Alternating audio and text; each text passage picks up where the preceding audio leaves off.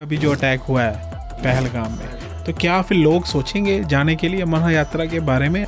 महादेव जी के भक्त है ना, कभी पीछे नहीं हटते कि कश्मीर की वादी में भोले बाबा की शादी में बम गिरे या गोले, बम बम भोले। काफ़ी लोग जाते हैं तो पानी पी के बोतल यहाँ वहाँ फेंक देते हैं, तो ऐसे नहीं होना चाहिए। ये कोई पर्यटन क्षेत्र नहीं है, पिकनिक स्पॉट नहीं है। आप श्रद्धा से जाओ। जाने अनजाने में कई पाप जीव कर बैठता है, ऐसे सभी पापों का क्षय केवल उस दिव्य रसलिंग हिमलिंग अमरनाथ जी के दर्शन करने मात्र से वो पाप नष्ट हो जाते हैं। कई लोग आते हैं, मैंने सुना है उनको कबूतर नहीं दिखते, वो कहते हैं नहीं आप मुझे नहीं मिले, है ना, मैंने नहीं देखे। कई कहते हैं हाँ मैंने दर्शन किए। यदि हमने कबूतरों के दर्शन नहीं किए तो कहा जाता है कि एक प्रकार से वो तीर्थ द्रोही हो जाता है।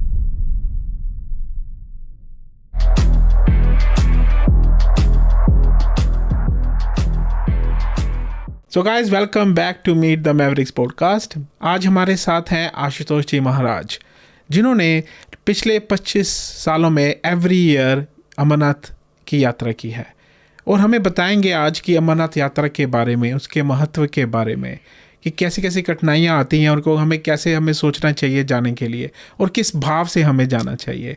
वो एक शिव कथाकार हैं, यहाँ हमारे इंग्लैंड में रहते हैं।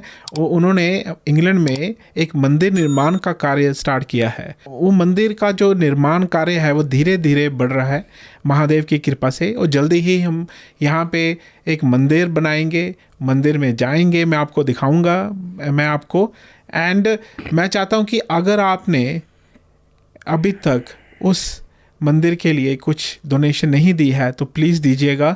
मैं लिंक डालूंगा, उनका डिटेल डालूंगा, प्लीज़ उनसे कांटेक्ट कीजिए, और जो मंदिर बन रहा है उसमें हमारी डोनेशन कीजिए और हमारी सहायता कीजिए, प्रयास कीजिए, कुछ भी, एवरीथिंग काउंट्स। तो चलिए बात करते हैं हम आज आशुतोष महाराज जी से एंड जानते हैं अमरनाथ यात्रा के बारे में। आशुतोष जी, बहुत बहुत धन्यवाद यहाँ आने के लिए। हर हर महादेव। हर हर महादेव। और बड़े आनंद की बात है कि हम और आप श्री अमरनाथ जी की इस दिव्य यात्रा के विषय में कुछ चर्चा करेंगे, संवाद करेंगे, तो बहुत बहुत धन्यवाद। हर हर महादेव। तो आपका यहाँ आने के लिए बहुत बहुत धन्यवाद आशुतोष जी। अगेन मैं चाहता हूँ कि अमरनाथ यात्रा से बात करने से पहले हम बात करें कि अभी जो हम शिवालय का निर्माण कर रहे हैं विक्सम में, तो वो कहाँ तक पहुँचा, उसकी अपडेट दीजिए हमारे श्रोताओं को। जैसे आप जानते हैं कि इंग्लैंड में बेडफोर्ड में विक्सम जो गांव है, वहाँ पर श्री विश्वनाथ धाम सनातन संस्कृति केंद्र एक दिव्य शिवालय का निर्माण कार्य चल रहा है, और महादेव जी की असीम कृपा से और शिव भक्तों के साथ संयोग से अब तक 90% कार्य संपन्न हो चुका है। अब शेष कार्य बाकी हैं और वो भी चल रहा है, तो धीरे धीरे वो भी संपन्न हो जाएगा, लेकिन अधिकतर कार्य हो चुका है। और ऐसी आशा है कि जल्द से जल्द महादेव जी की प्राण प्रतिष्ठा हो। तो अधिकतर कार्य हो चुका है और बाकी कार्य चल रहा है। जी, बढ़िया। हाँ जी। और अगर किसी ने नहीं देखा है तो मेरे जो व्लॉग्स हैं, मैंने अभी व्लॉगिंग भी स्टार्ट किया है, तो उसमें आप देख सकते हैं कि कहाँ तक पहुँचा। तो महाराज जी, ये बताइए कि अभी आप वहाँ सोच रहे थे कि रजिस्ट्रेशन करनी है चैरिटी के लिए, है ना? हाँ, तो वो भी हो गई है, वो कंप्लीट हो गया प्रोसेस? हाँ जी, जैसे हमने आप पिछली बार जैसे हम बात कर रहे थे कि श्री विश्वनाथ धाम सनातन संस्कृति केंद्र, इसको हम रजिस्टर कराने की जो प्रोसेस हमने शुरू की थी, और महादेव जी की कृपा से वो भी इसी अक्षय तृतीया के दिन वो भी कार्य संपन्न हो गया है। तो श्री विश्वनाथ धाम सनातन संस्कृति केंद्र CIC कम्युनिटी इंटरेस्ट कंपनी, ये रजिस्ट्रेशन हो चुका है। और बस जो कोई यदि इसमें जो हमारे सनातन धर्म प्रेमी हैं, जो इंग्लैंड में निवास करते हैं या जहाँ कहीं भी, तो आप हमें साथ सहयोग दे सकते हैं और आर्थिक तौर पर आप इसमें सहयोग कर सकते हैं। तो ये रजिस्टर हो चुका है। बढ़िया, बहुत बढ़िया। तो मैं डिस्क्रिप्शन में आपका डिटेल डाल दूंगा, तो अगर किसी ने अभी तक हमारे मंदिर के लिए डोनेशन नहीं किया और करना चाहते हैं फ्यूचर में, तो उसमें प्लीज़ डोनेट कीजिएगा। तो आशुतोष जी चलते हैं, बात करते हैं अमरनाथ यात्रा के बारे में। ठीक है। ठीक है, सबसे पहले तो मैं चाहता हूँ कि आप बताइए कि ये यात्रा का महत्व क्या है और ये कैसे किसी को पता लगा कि यहाँ पे हैं भगवान अमरनाथ जी हैं। अमरनाथ जी की यात्रा पे हम बात करें और अमरनाथ जी की उस पवित्र गुफा के संदर्भ में हम उसके ऊपर जब हम चर्चा करें तो प्रारंभ ऐसे होगा कि सबसे पहले तो जो कश्मीर है भारत में कश्मीर प्रांत में अमरनाथ जी की यात्रा होती है। तो कश्मीर जो है वो कश्यप ऋषि की तपस्थली है। ओके। कश्यप ऋषि के नाम से कश्मीर नाम हुआ है और उसी पवित्र और दिव्य भूमि में बाबा अमरनाथ जी जहाँ पर विराजित हैं, तो इस गुफा का जो कहेंगे कि सबसे पहले मानो जिन्होंने दर्शन किए हों या इस गुफा का जो एक रहस्य हमारे सबके सामने आया है, तो ये आदि यानी कहते हैं हम कि सप्त ऋषियों में से एक ऐसे भृगु ऋषि, उन्होंने पहले इस गुफा का उस स्थान का दर्शन किया हुआ है। और भृगुषि संहिता के अंतर्गत इनका पूरा एक संवाद है, अमर चंद्रिका करके भैरव और भैरवी यानी शिव पार्वती का एक दिव्य संवाद है, उसके अंतर्गत ये सारी कथाएं प्राप्त होती हैं। तो ये काफ़ी प्राचीन ये गुफा है और ये पौराणिक ये तीर्थ क्षेत्र हैं, इनका काफ़ी महिमा है, महत्व है। तो इसके लिए कहते हैं ना कि जब आप कश्मीर को समझेंगे कि ये कश्यप ऋषि की तपस्थली है, ये मानकर जब आप कश्मीर जाएंगे तो आप धीरे धीरे वहाँ के तीर्थों से, वहाँ के उस दिव्य पर्यावरण, वहाँ के उस वातावरण से आप जुड़ पाएंगे। तो इनका ऐसे शास्त्रोक्त काफ़ी महत्व है, महिमा है जी। तो ये यात्रा जब स्टार्ट कब हुई फिर सबसे पहले? तो वैसे आदि समय से यात्रा तो चलती आ रही है। महादेव जी की जैसे अन्य तीर्थ क्षेत्र हैं, उसी में से एक ये भी एक तीर्थ क्षेत्र है। तो जैसे हम और आप जैसे समझ सकते हैं, तो यात्रा तो काफ़ी समय से है, बाबा तो वहाँ काफ़ी समय से स्थित हैं, लेकिन फिर वर्तमान में सबके ध्यान में आते आते काफ़ी समय लगा है, लेकिन इनका इतिहास अति प्राचीन है। लेकिन हम इसे कहेंगे कि ये इतनी प्राचीन यात्रा है कि ये समझ लो कि उसी भृगु ऋषि जैसे वो प्रथम गए थे, उन्होंने दर्शन किए थे और फिर इस गुफा का इतिहास शास्त्रों में पाया जाता है। शिव और शक्ति का जो एक अमर संवाद, जो अमर कथा का जो एक दिव्य संवाद, जो महादेव जी स्वयं माँ पार्वती को ये दिव्य गाथाएं कथाएं जो सुनाते हैं, और जहाँ पर शिव पार्वती का ये दिव्य एक प्रकार से एकांत वास है, तो ये यात्रा उसी प्रकार से उसी क्रम में चलती आ रही है। और धीरे धीरे करते हुए अभी तो जो यात्रा ये अभी अमरनाथ जी की यात्रा हम अभी देख रहे हैं, उसको भी काफ़ी समय हो गया है। तो लेकिन ये प्राचीन यात्रा है, इसमें कोई संदेह नहीं, किसी भी प्रकार से कोई शंका को स्थान नहीं है। तो भक्तजन जैसे जैसे कहते हैं ना कि जो महादेव जी के भक्त हैं, उन्हें जैसे पता चलता जाता है कि वहाँ पर शिव हैं, शिव की गुफा है या महादेव जी वहाँ पर हैं, तो शिव भक्त का तो मेला चल पड़ता है उसी ओर। तो ये काफ़ी प्राचीन यात्रा है और काफ़ी समय से इसका अंदाजित कोई समय काल बताना ये मुझे उचित नहीं लगता कि, लेकिन ये प्राचीन यात्रा है और हमारी कहते हैं ना कि वैदिक परंपरा के अधीन आने वाला एक ये दिव्य शिव का धाम है। I don't think this is like every year वो होती है अमरनाथ यात्रा, है ना? स्पेसिफिक मंथ्स होते हैं अमरनाथ यात्रा के। ठीक है, तो वो अगस्त से कब से स्टार्ट होती है गुरुजी, बताइए जरा। अमरनाथ जी की यात्रा अब ऐसे देखने जाए तो ये पूरे 12 महीनों की यात्रा नहीं होती, ये मात्र श्रावण मास की यात्रा है। श्रावण मास जो शिव का मास है, श्रावण मास। तो श्रावण मास जैसे प्रारंभ हो जाएगा आषाढ़ के बाद श्रावण मास, तो श्रावण मास की ये यात्रा है। तो गुरु पूर्णिमा से मानो यात्रा शुरू हो जाती है और श्रावण की पूर्णिमा आते आते यात्रा विराम होती है। तो ये 1 मास पर्यंत की यात्रा है। और अंग्रेजी महीनों के हिसाब से जो आपने था कि हमारे जो तो हैं उनके लिए बताएं कि श्रावण मास कब स्टार्ट होता है और कब तो होता है? हाँ, तो उस हिसाब से आप देख लेंगे तो जुलाई एंड अगस्त हो जाता है। Okay. तो वही महीने पड़ जाते हैं, कभी आगे पीछे होता है, लेकिन ये श्रावण मास के दरमियान होने वाली ये यात्रा है, क्योंकि वहाँ पर जो शिवलिंग है वो चंद्रमा की कलाओं के समान बढ़ता है, निर्माण होता है उसका, और उसी प्रकार से धीरे धीरे वो विसर्जन होता है। तो ये यात्रा जो है वो श्रावण मास के दरमियान होने वाली ये महादेव जी की एक दिव्य यात्रा है। तो शिवलिंग के दर्शन यदि करना है तो श्रावण मास में करने चाहिए। तो आप बताइए, आप काफ़ी 25 बार कर चुके हैं हाँ जी। यात्रा, तो बताइए कि जो पहली बार आपने जो अनुभव किया वहाँ पे दर्शन किए अमरनाथ जी के, तो आपका अनुभव क्या था और आप क्या फीलिंग थी आपके अंदर? अब थोड़ा मैं यहाँ पर मेरा अनुभव कहूँ, थोड़ा हम कुछ कहते हैं ना, जब कोई चर्चा करे तो खुलकर करनी चाहिए। जी जी जी, यही तो हमारा प्लेटफॉर्म है, खुल के चर्चा। तो और आपके यहाँ जब आते हैं तो ये अच्छा आनंद लगता है कि खुलकर बोलने मिल जाता है। तो यहाँ पर मैं आपसे कहूँ कि बाबा अमरनाथ जी की यात्रा के संदर्भ में धर्म ग्रंथों में, शास्त्रों में कहीं सुना था, और इस यात्रा की विकटता को हमने सुना था, क्योंकि अधिकतर यात्री जो होकर आए होते हैं वो वहाँ की बातें करते हैं, तो उनसे सुना था। तो लेकिन शिव की कृपा ऐसी रही कि काफ़ी कहते ना, युवावस्था में ही, काफ़ी छोटी आयु में अमरनाथ जी के दर्शन का एक सौभाग्य प्राप्त हुआ। तो इस वर्ष करीब करीब ये 25वां वर्ष है अमरनाथ जी की यात्रा का।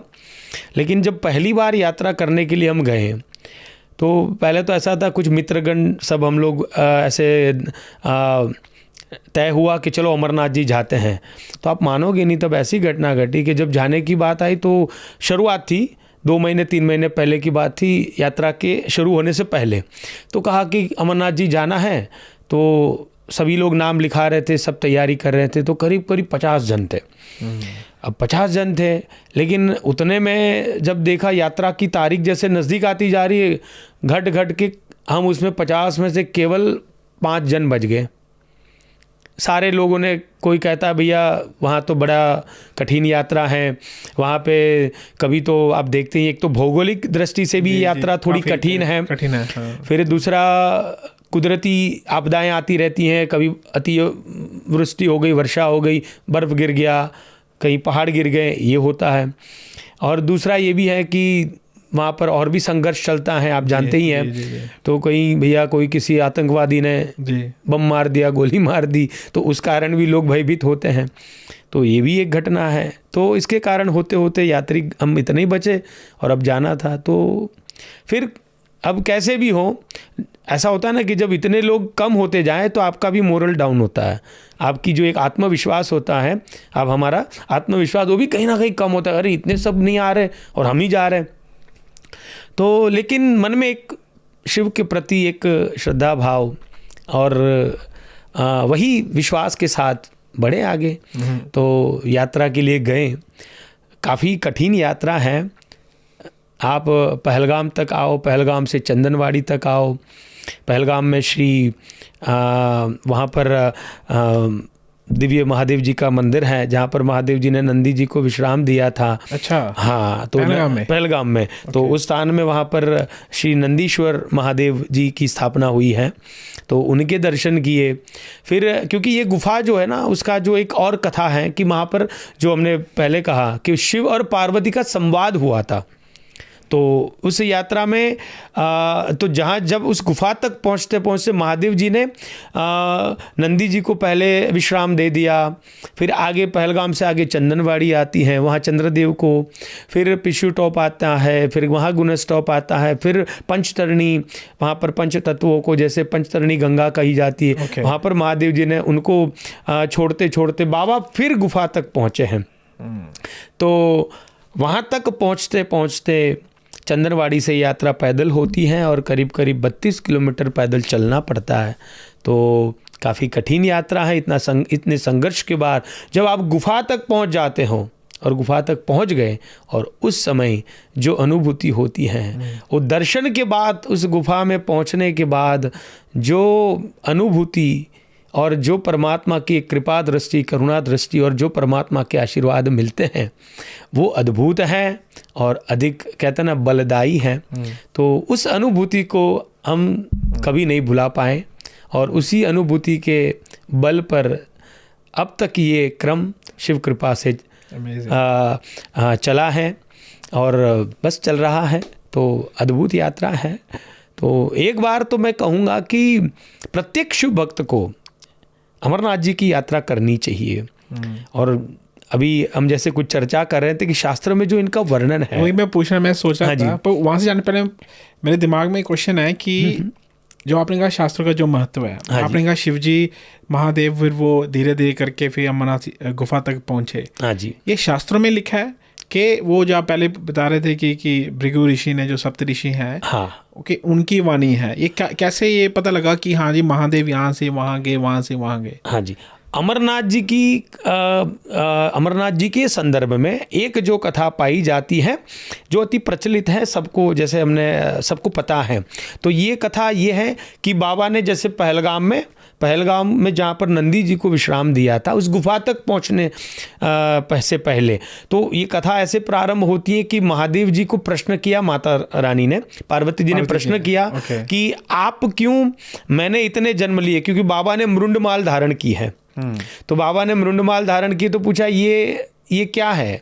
तो ये कहा कि जितने आपके जन्म होते गए उतने शीश इस मृंडमाल में जुड़ते गए, तो ये उसी का प्रतीक है और इसलिए हमने ये मृंडमाल धारण की है। तो फिर माता रानी पूछती है कि फिर क्यों बार बार मुझे प्रकट होना पड़ता है, आना पड़ता है, और ऐसे, और आप क्यों ऐसे ही हैं, आप नित्य क्यों बने रहते हैं? तो वही फिर उस संदर्भ में महादेव जी अमर कथा जो है वो माता रानी को सुनाने के लिए एक एकांतवास, एक ऐसा दिव्य स्थान खोजते हैं जहाँ और कोई जीव न हो और वो भावपूर्वक, श्रद्धापूर्वक माता रानी कथा को बिना किसी विक्षेप के कथा सुना सकें और सुन पाएँ। तो उस धाम की खोज में जैसे बाबा आगे बढ़ते गए तो पहले फिर नंदी को विश्राम दिया पहलगांव में, यद्यपि उसका नाम भी बैलगांव से ही पहलगांव हुआ है। अच्छा, पहले बैलगांव था। शब्द अब भ्रष्ट होकर ही फिर उसका नाम पहलगांव हुआ है। तो ये जो एक कथा है, इस कथा के अधीन यहाँ पर ये जैसे हमने आपसे कहा कि चंदनवाड़ी पे चंद्रदेव को विश्राम दिया, उसी प्रकार आगे चलते चलते पिछू टॉप महागुणस टॉप पे गणेश जी को और पंचतरणी गंगा जी, वहाँ पर गंगा जी को, और आगे महादेव जी पहुँचे हैं। तो ये एक कथा है।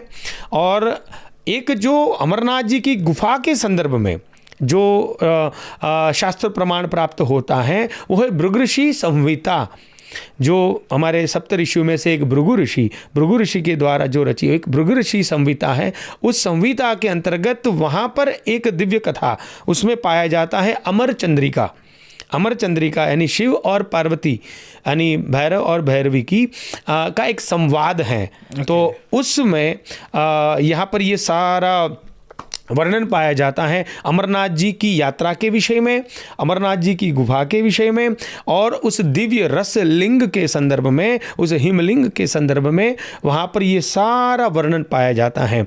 तो भृगु संहिता एक इसमें प्रमाण है, नीलमंत पुराण ये भी इसमें एक प्रमाण है।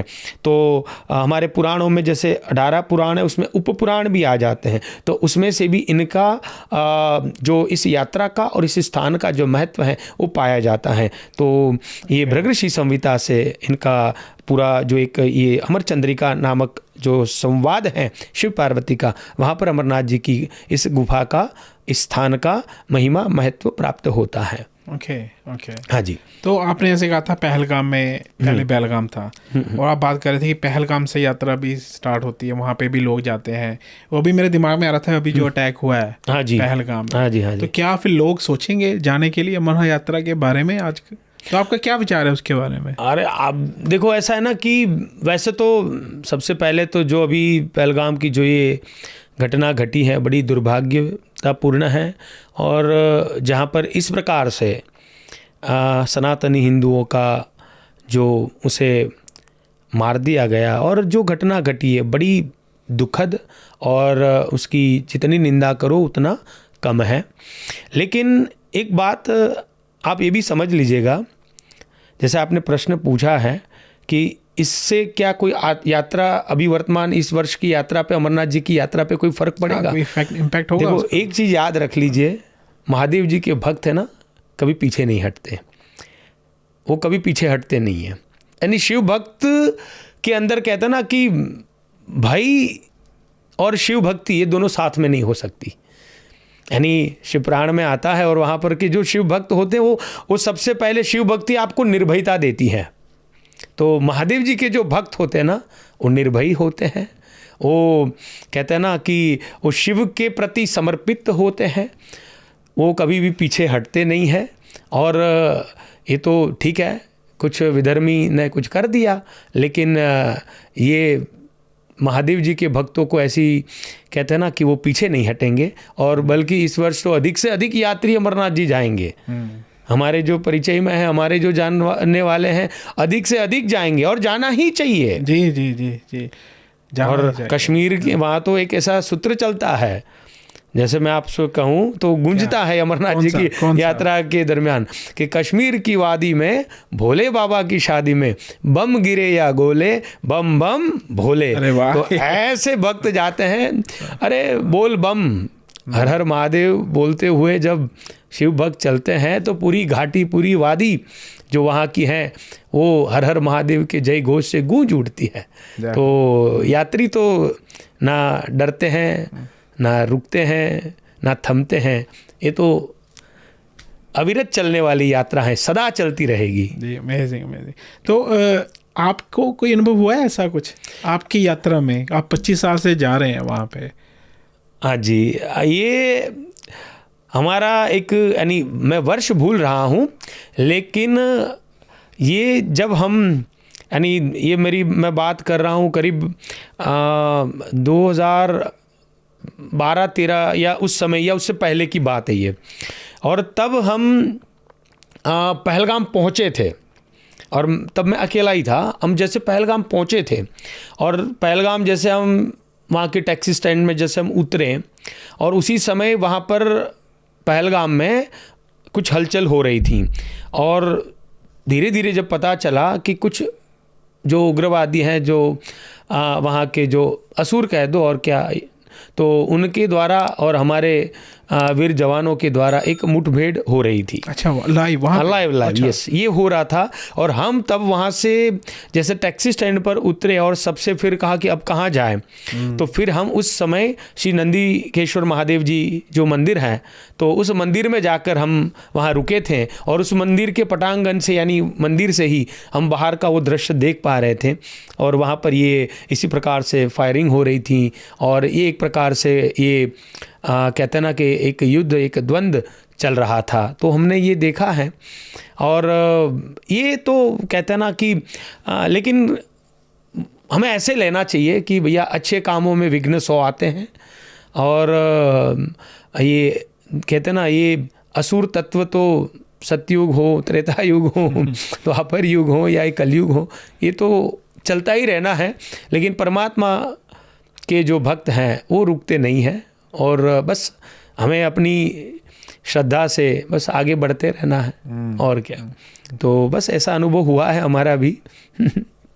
तो मैं आई थिंक, मैं ऐसे तो मैंने गया नहीं हूँ कभी, एंड मैं आई थिंक वो बड़ा क्लोज था मैं जाने के लिए। पता नहीं क्या हुआ, आई थिंक मेरा यहाँ आने से पहले की बात है ना, तो मेरा काफ़ी क्लोज था। आई थिंक रजिस्ट्रेशन भी होगी थी, अगर मैं याद रखूँ तो। मुझे एक्चुअली याद नहीं है, बट मैं नहीं जा पाया, है ना। तो वही भोले बाबा ने नहीं बुलाया था तब, है ना, तो जा नहीं पाया।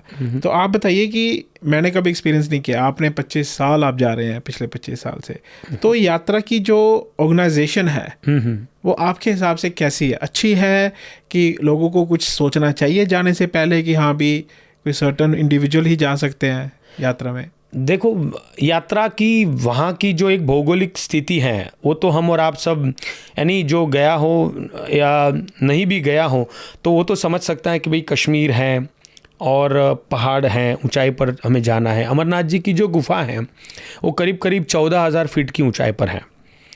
तो इतनी ऊंचाई पर ये यात्रा है, तो वहाँ तक जाना है, तो उस तरीके की एक तैयारियाँ हमें मेंटली, यानी कहता ना कि मानसिक और शारीरिक तैयारियां करनी होती हैं। और दूसरी बात कि वहाँ पर कुदरती आफत भी, जैसे कभी वर्षा अधिक हो गई, बर्फ़ गिरना, कहीं लैंडस्लाइड यानी जो भूस्खलन होता है वो होना, ये सब संभावनाएं हैं, ये भी है। और तीसरा जो हमने अभी चर्चा कर ही रहे थे कि भैया असुर तत्व तो वो कोई बाधा डाल सकते हैं, लेकिन उसके यानी ये सारी परिस्थितियों को अपने कहते ना मन से हमें उनके लिए तैयार होना पड़ता है। तो आप अगर अमरनाथ जी की यात्रा जाना चाहते हो तो इन सभी बाधाओं से कहते हैं ना कि इन सभी बाधाओं को आपको, या आ सकती है ऐसी बाधाएं हैं, तो इनसे एक मानसिक तैयारी हमें रखनी पड़ती है। लेकिन उस यात्रा के दरमियान एक सबसे बड़ी बात है, देखो कि वहाँ पर जो व्यवस्था है वो बड़ी अच्छी है। अभी वर्तमान की जो सरकार है वो भी अच्छी व्यवस्था करके दे रही है। मैं पूछा था, जो व्यवस्था बता रहे हैं अच्छी है, वो गवर्नमेंट की है कि प्राइवेट है? नहीं, गवर्नमेंट की जो है व्यवस्था है, भारत सरकार की व्यवस्था है, बड़ी अच्छी व्यवस्था है।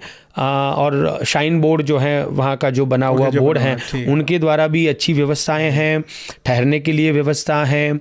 और गुफा तक यानी जो मार्ग की जो रास्ते में जो व्यवस्था है वो भी अच्छी है। अभी तो लाइट लगी हुई है वहाँ तक, और आधे तक लग चुकी है। रास्ता भी काफ़ी अच्छा यानी ठीक ठाक है, पहाड़ है लेकिन ठीक ठाक बना है, तो वो सारी व्यवस्था है। और हमारी कहते हैं ना रक्षा के लिए वहाँ पर हमारी BSF है, CRPF है, यानी सारी फोर्सेस हैं, यानी हमारे भारत के जवान लगे हुए हैं।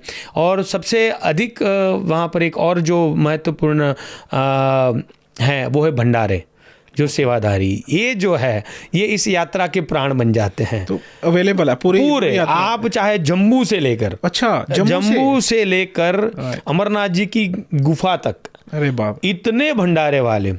और पूरे भारतवर्ष से इतने सेवादार, इतने शिव प्रेमी, इतने शिव भक्त, जो ये भंडारे की जो ये सेवा है, आप मानोगे नहीं रोहित जी कि उस स्थान पर ऐसे महागुणस टॉप जो ना इतनी ऊंचाई पर है, और इतने ऊंचे पर्वत के ऊपर उस बर्फ के बीच में भी आपको घर जैसी व्यवस्था, सुविधा वहाँ प्राप्त होती है। अच्छा, चाहे भोजन की हो, ठहरने की हो, हाँ। पूरी व्यवस्था। तो ये जो भंडारे वालों की जो व्यवस्था है ये अद्भुत है। तो ये सारी सेवा वहाँ पर प्राप्त होती है।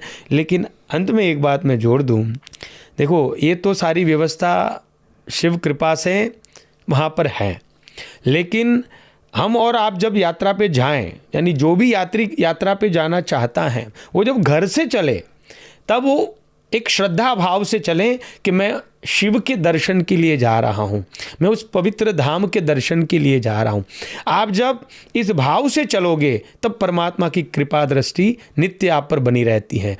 क्योंकि अधिकतर आजकल क्या हो जाता है कि तीर्थ क्षेत्र को, ये कोई पर्यटन क्षेत्र नहीं है, हाँ, पिकनिक स्पॉट नहीं है, हाँ। ऐसे नहीं जाना चाहिए, हाँ। आप श्रद्धा से जाओ जी, आप भाव से जाओ। महादेव जी आपकी प्रतीक्षा कर रहे हैं, और आप देखो कि आपको रास्ते में कंकर भी नहीं चुभेगा, इतनी व्यवस्था शिव कृपा से प्राप्त हो जाती है। इतनी कठिन यात्रा होने के बावजूद भी वो यात्रा आपको सरल लगेगी, आसानी से आप पार कर जाओगे। कब कि जब आप शिव के प्रति श्रद्धा भाव से वहाँ जाओगे। तो ये बहुत महत्व का है, काफ़ी अच्छी व्यवस्था है, अद्भुत व्यवस्था है। रोहित जी मेरे पास शब्द कम पड़ जाए, नहीं इतनी अद्भुत व्यवस्था है। सुन के तो मैं भी प्रेरित हो रहा हूँ जाने के लिए कि मैं यार भंडारे वालों की, मैं भंडारे की रोहित जी मैं बताऊँ ना, भंडारे वाले जो व्यवस्था और जो सेवा करते हैं, यात्री को, हर एक जीव को शिव मानकर वो सेवा करते हैं। वहाँ कोई किसी को नाम से, कोई किसी को कहते हैं ना, आप चाहे कोई भी हो, सबको एक ही नाम से संबोधित होता है, वो है भोले। अच्छा। भोले आओ, भोले बैठ जाओ, भोले बैठ जाओ। अब आप देखो जी। और अगर भोले बाबा को ही देखें बिल्कुल हर इंसान में, क्योंकि वो कहते हैं ना हमारे अंदर ही भगवान है। बिल्कुल हर जीव शिव है, हर जीव शिव है, बिल्कुल। और अद्भुत सुविधा आप कहते हैं ना, हमारा यानी वो कहते हैं ना कि शिव ही कर सकते हैं और कोई नहीं कर सकता। तो वो महीना भर वहीं रहते हैं फिर वो हाँ जी, हाँ जी, हाँ जी। उनके लिए तो 2 महीने की हो जाता है, क्योंकि यात्रा से पहले पूरा सेटअप करना, पूरा वहाँ पर हाँ व्यवस्था लगानी, बनानी, और यात्रा होने के बाद फिर छड़ी यात्रा अंत में हो जाती है, फिर वो आते हैं, तो उनके लिए तो काफ़ी समय लग जाता है। तो उनको तो उनका सुन के मैं कह रहा हूँ, इतनी सेवा कर रहे हैं वो लोग वहाँ बैठ के 2 महीने में। एक बार है ना अमरनाथ, एक बार है ना रोहित जी, अमरनाथ जी की यात्रा करनी चाहिए। वहाँ पर सबसे बड़ा जो संदेश मिलता है, यानी निसंदेह जीव के भीतर शिव भक्ति की वृद्धि होगी, लेकिन साथ ही साथ सेवा भाव जो जगता है ना, वो अद्भुत है। वहाँ का जो ये सेवा जो लोग सेवा कर रहे हैं, वो दृश्य देख के हमारे भीतर भी वो सेवा भाव जग जाता है। अद्भुत है, अद्भुत है। पक्का ये भोले बाबा ने बुलाया तो फिर हम तो भी तैयार हैं। जब भोले बाबा ने बुलाया तो जाना ही चाहिए। जाना ही चाहिए। तो कठिनाइयाँ, और कोई कठिनाइयाँ आती हैं बुजुर्गों के लिए, या जो काइंड हम कह सकते हैं कि नॉट एबली डिसेबल्ड, कुछ लोग ऐसे होते हैं जो फिर भी जाना चाहते हैं, उनके लिए ईजी है यात्रा? देखो, पहले तो अभी तो यानी एक बात कि सरकार ने उस यात्रा के लिए कुछ वही मर्यादा, यानी एज लिमिट बना दी है। एज लिमिट है? हाँ, हाँ, वहाँ पर है। तो 13 वर्ष से नीचे जी का कोई नहीं जा सकता, और ऊपर 75 वर्ष की आयु निर्धारित की गई है, उससे अधिक कोई नहीं जा सकता। तो और फिर वहाँ पर अगर आप जा रहे हो, एक दूसरी बात कि आपको यदि सांस लेने में तकलीफ हो, और ऐसी जो सांस के संबंध में कोई भी शारीरिक कोई समस्या हो ऐसी, तो उनको नहीं जाना चाहिए, क्योंकि ऊंचाई पर है ये यात्रा। वहाँ पर हवा काफ़ी पतली हो जाती है, प्राणवायु की कमी होती है, तो ऐसे लोगों को वहाँ पर यानी नहीं जाना चाहिए, बचना चाहिए उसके लिए। तो और बाकी वही मर्यादा जैसे हमने कह दिया है, तो वो भी है। तो एक दूसरी बात है कि अगर आप मन से यदि पक्के नहीं हो, तो फिर आपको लगता है कि आप नहीं कर पाओगे, तो फिर नहीं जाना चाहिए। लेकिन ये सारी यानी वहाँ पर तो व्यवस्था सुविधा है, लेकिन वो कहता है ना कि कुदरती आफत कब आ जाए, आपदा कब आ जाए, कोई नहीं जानता। तो बस थोड़ा उससे बचना चाहिए। हाँ जी, हाँ जी। ठीक है। तो क्या जाने से पहले रजिस्ट्रेशन करनी चाहिए? कुछ है ऐसा कोई सिस्टम? है और एक सरकारी जो व्यवस्था है उसके अंतर्गत ही आता है कि जाने से पहले आपका एक वो कहता ना अपना मेडिकल सर्टिफिकेट, यानी वो चाहिए, और वहाँ पर यात्रा के लिए आपको रजिस्ट्रेशन करवाना पड़ता है।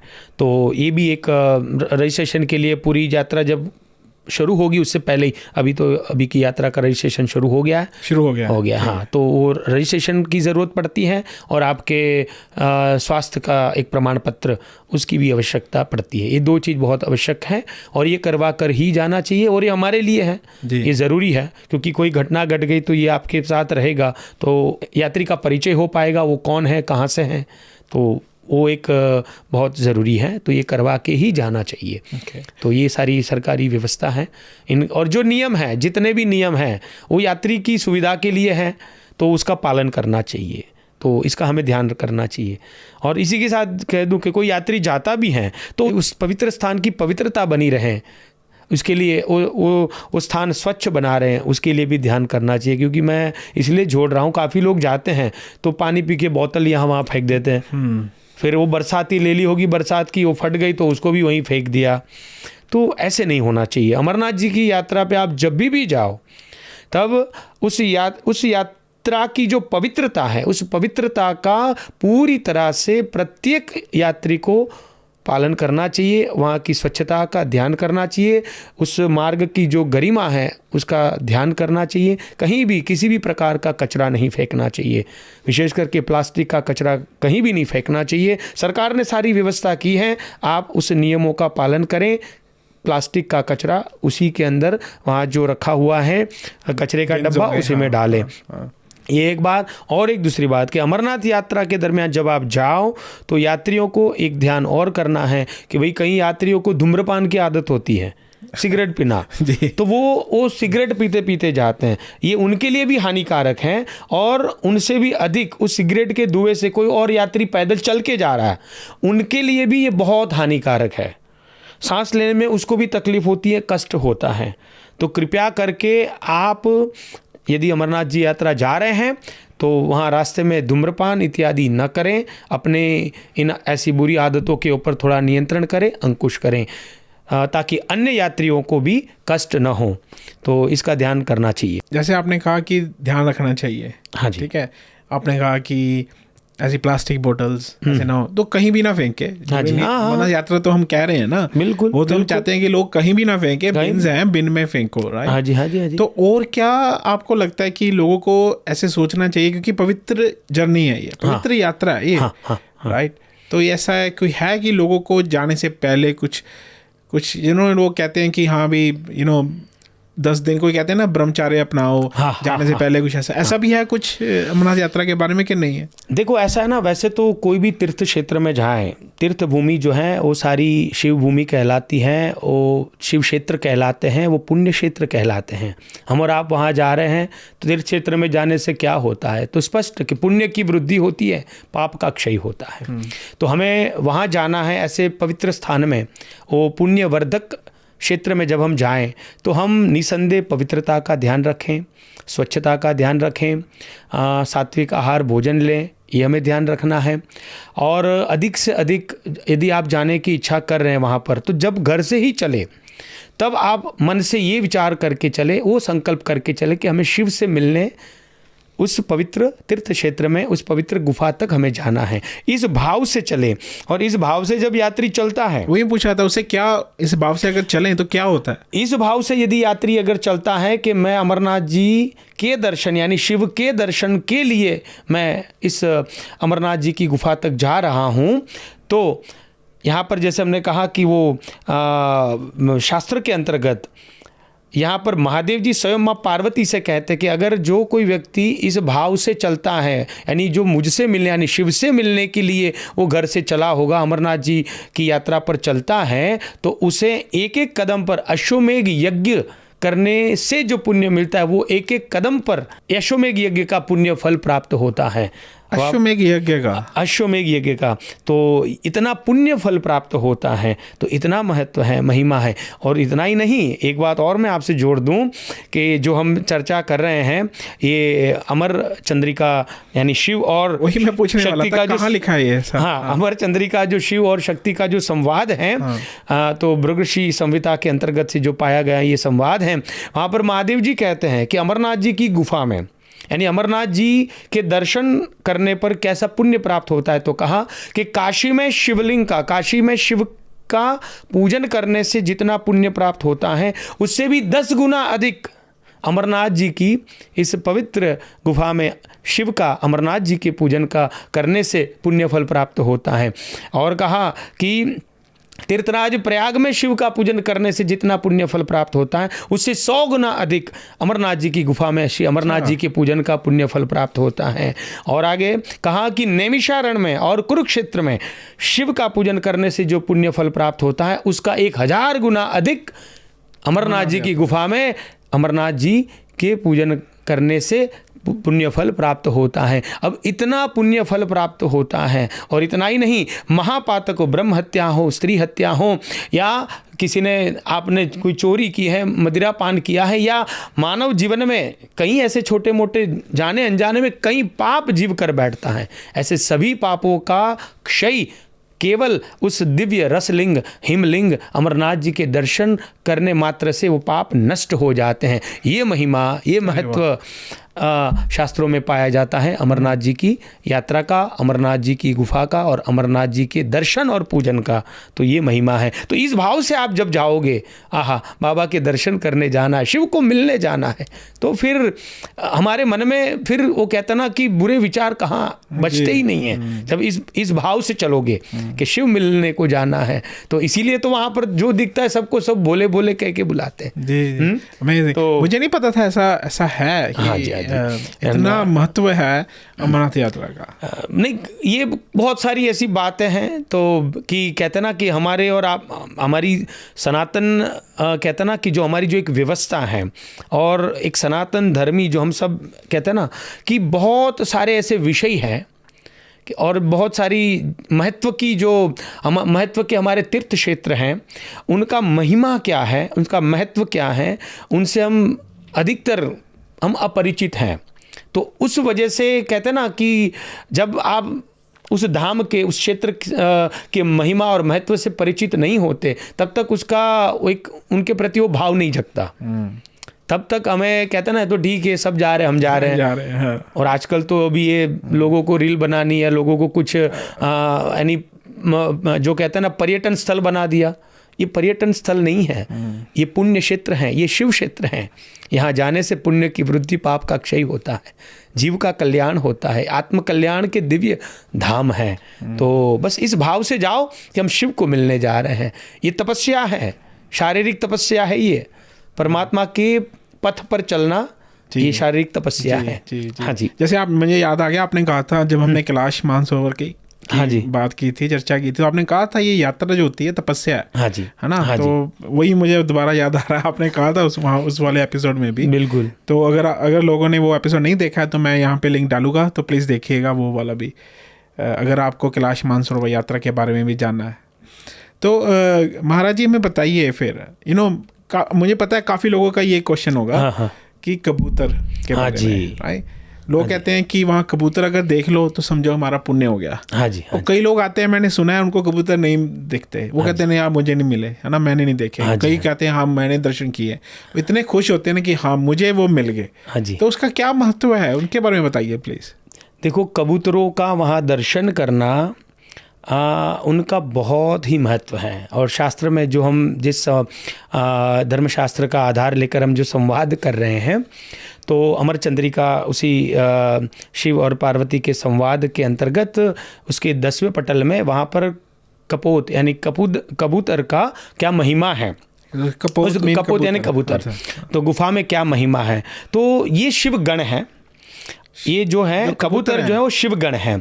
और शिव ने ही उन्हें उस गुफा में स्थित किए हैं। अब उसके पीछे एक छोटी सी कथा मैं कहना चाहूँगा। ये शिवगण है। हाँ, तो उसमें ऐसा है कि एक बार संध्या के समय महादेव जी तांडव कर रहे थे। तो तांडव के समय महादेव जी के 2 गण, तो ये जो 2 गण हैं वो आपस में कुछ तू मैं कर रहे थे। तो उसके कारण तांडव में परमात्मा को विक्षेप हो रहा था। और उसी समय बाबा ने फिर उन्हें रुष्ट होकर, कुपित क्रोधित होकर श्राप दे दिया कि आप कबूतर बनोगे और फिर आप इस गुफा में आपको रहना है।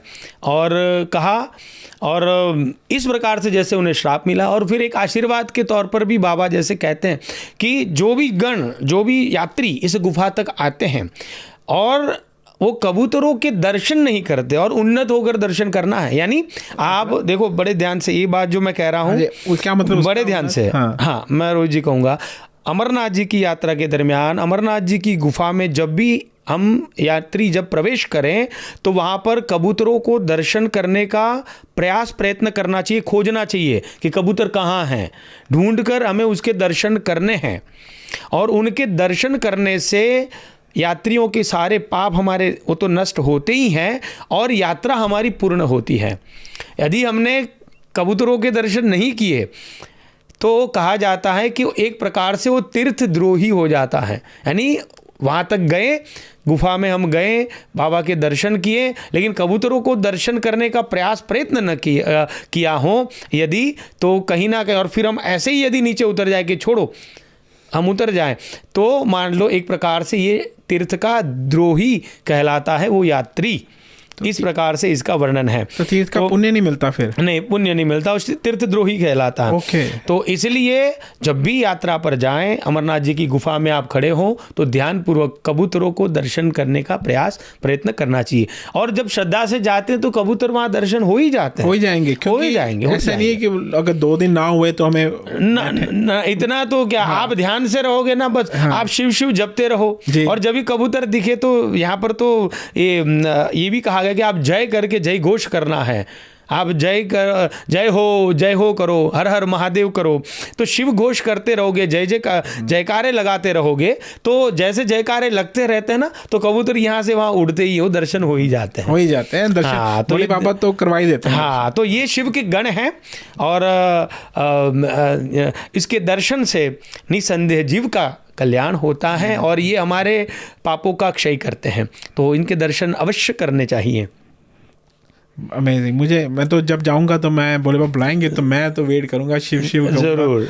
भोले बाबा दर्शन दो। नहीं जरूर देते ही है, बस काफी लोग होते हैं अभी यहाँ पर देखते हैं कि जब जाते तो कबूतर को खोजते हैं, तो कुछ लोग अरे नहीं दिखे, चलो यात्रा हो गई, चलो वही में शायद वही वो है ना, तो जो जानते हैं ना, जानते हैं कि हाँ उन्होंने दर्शन करने हैं, अगर वो नहीं जैसे 10-15 मिनट खड़े हो नहीं मिले, चलो जी चलो हाँ ऐसे, लेकिन प्रयत्न करना है, खोजना है। वो जब हम दर्शन कर रहे हैं बाबा के ना वहाँ ऊपर जाके, तो वहीं देखना है कि बाहर थोड़े नहीं, गुफा से आप जैसे एंटर हो जाओ, गुफा में जैसे प्रवेश करता है तो बस तुरंत फिर आपको वो मिल जाए, उनकी कृपा से। अब तक तो कोई यात्री ऐसे नहीं लौटता, हो ही जाते दर्शन। और एक दूसरी बात, एक जब गुफा की बात, हम अंदर गुफा के अंदर की चर्चा कर रहे हैं, तो एक और कि हो सके थोड़ा नृत्य करके दर्शन करें, उसका भी महिमा कहा गया है कि जब महादेव जी के आप नृत्य करके दर्शन करोगे तो अगर किसी को शिव तांडव कंठस्थ हो तो तांडव गा सकते हैं, और तांडव गाने से भी अधिक नृत्य का महिमा है। नृत्य करते करते शिव के दर्शन करते हो, बाबा और प्रसन्न हो जाते हैं, महादेव जी और प्रसन्न हो जाते हैं। यानी एक प्रकार से देखते जाए ना, तो जब आप गुफा तक पहुंच गए हो तो भैया प्रसन्न हो जाओ, बाबा उनके कृपा दृष्टि, दर्शन के उनके आशीर्वाद आप पर बने हैं, बस। यानी फिर जाके आप वो यानी रोना धोना चढ़ा हुआ मुंह निकाल दो, अपने सब कुछ भूल जाओ, आनंद से रहो। तो ये एक कहते हैं ना कि वो जब परम आनंद की अनुभूति हो जाती है तो वैसे ही सारे दुख दर्द तो ऐसे ही छट जाते हैं। तो इस प्रकार दर्शन करने चाहिए। जी हाँ जी। तो महाराज जी में बताइए कि क्या आपको लगता है कि आने वाले टाइम में, फ्यूचर में, है ना, तो यात्रा चेंज होगी किसी प्रकार से? देखो ऐसा है कि वैसे तो पहले से कुछ और भी इसमें फ़र्क जैसे पड़ा है। पहले मानते हैं ना कि पहले ऐसा था कि हेलीकॉप्टर से यात्रा कर लो, तो हेलीकॉप्टर गुफा के पास उतारते थे, तो वो अभी इतना निकट नहीं उतारा, दूर पंचतरणी तक जाता है।